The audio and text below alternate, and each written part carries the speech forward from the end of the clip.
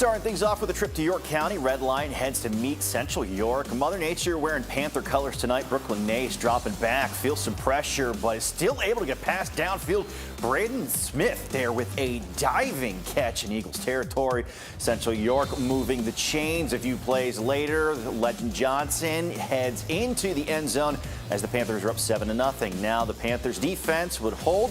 Offense gets right back at it. Nace checking down to Johnson, and as you can see, he's got running room. Down the sideline he goes before he is pushed out as the Panthers are on the move at the 20. Nace spreading around this time. Saxton Sakanic. He beats the defender to the edge and walks in from there to make it 14-0. Johnson kept tallying the yards and adds another touchdown. The scoreboard getting a workout at Central York. They cruise 63-16. Welcome to Week 8 of the High School Football Frenzy. We'll be making some stops at some of the biggest games throughout the area. That includes our game of the week as Camp Hill and Steel High meet up under the Friday night lights. Now for all the action from the Hill, we're going to hand it off to Ryan Yee.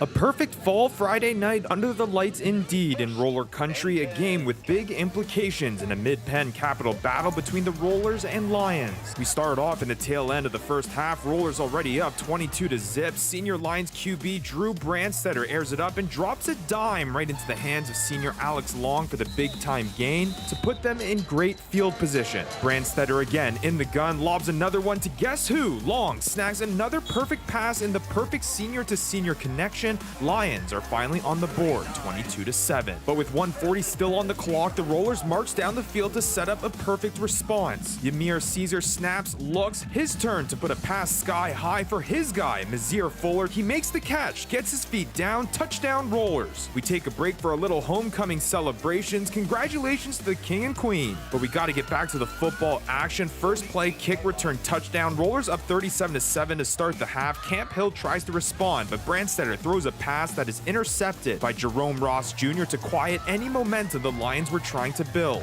A defensive showcase though in the second half. Camp Hill again has it. Brandstetter tries to roll out of the pocket but is chased down by Angel Luciano for the big time sack to keep the dominant Rollers performance rolling. However, the Lions not going down without a fight. Brandstetter again knows he can trust his guy Long. Another aired up pass is good for a Lions TD. Camp Hill's second of the game, but it wouldn't be enough. Rollers win 37-14. Coach Irby says valuable lessons in a big time win. A lot of talk goes into winning state championships. I felt like we accomplished enough on the winning side, but when I'm taking young men and we're teaching them about how to handle adversity, how football can relate to real life, those life lessons are really extremely important, and those are what make you build a team.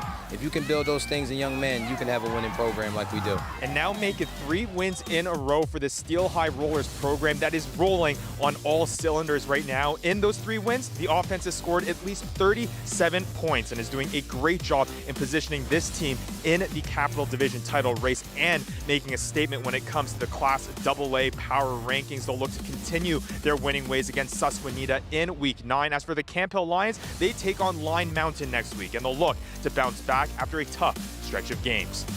At Steel High's War Veterans Memorial Stadium, Ryan Yee, Fox 43. All right, thank you, Ryan. West York and New Oxford certainly has a game of the week potential combined. These two teams have a 13-1 record, so that means that the crowd at Colonial Stadium is going to be in for a good one. Now, if you want to beat the Colonials, you're going to have to stop Clayton Nieves. That's easier said than done. He cuts his way through the West York defense. Spin move, and he is off for a 27-yard touchdown.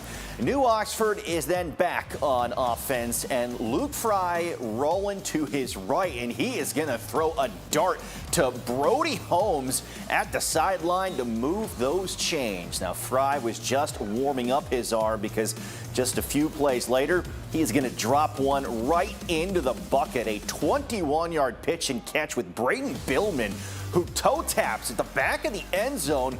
Colonials are already in postseason form here as Fry is going to tack on another with Holmes for 6 more points from 6 yards out. New Oxford still undefeated, 41-14. Heading back to the Mid-Penn, it has been a minute since we have seen Central Dauphin and Bishop McDevitt face off on the gridiron. All of that changes tonight at One Crusader Way. McDevitt Stone Saunders looking for the end zone is wide out as well, but the Rams' Jaden Johnson just steps right in the way. There's a scrum in the end zone. Refs say, hey, that is an INT. CD turns the Crusaders away. MCD ready to right their wrong. But again, the Rams defense coming up big. Jamari Robinson-Bell just reaches out and snags the INT deep in Crusader territory. McDevitt's defense does their job, hold Central Dauphin to a Robbie Jimenez field goal. But the blue and gold would find their stride as Maurice Barnes finds his right up the gut and into the end zone. It's the Crusaders with another W, 28-10. Just down the road, State College clashing with Central Dauphin East. State High wants to hand the Panthers their first loss of the season. Eddie Corkery is going to find Ty Salazar over the middle, who makes a left-hand turn at the sidelines and then heads in for the touchdown. Little Lions were just getting started. Lamar Wilson will rumble in from 11 yards out as State High starts to put some distance between themselves and East on that scoreboard. Later in the second quarter, Corkery with the hot potato pass to Michael Gall, who is in motion and then into the end zone. Kyle Bloss would eventually get the Panthers on the board with a field goal, but State High's early lead propels them to the 55-17 win. When the Frenzy returns, Susquehanna Township looks to defend their home turf, plus trips to DeLone Catholic and Dover, all coming up.